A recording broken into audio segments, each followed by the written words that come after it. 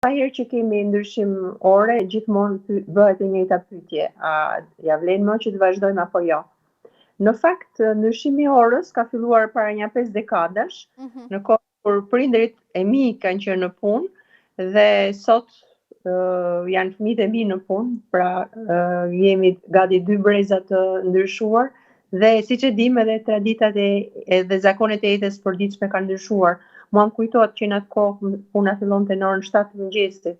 kurse sot normalja është të themi nga ora 8 për fëmijët, po edhe këto 8:30, 9, pra janë zhvendosur oraret. Dhe në raport me këtë ndryshim të mënyrës së jetës së njerëzve është për të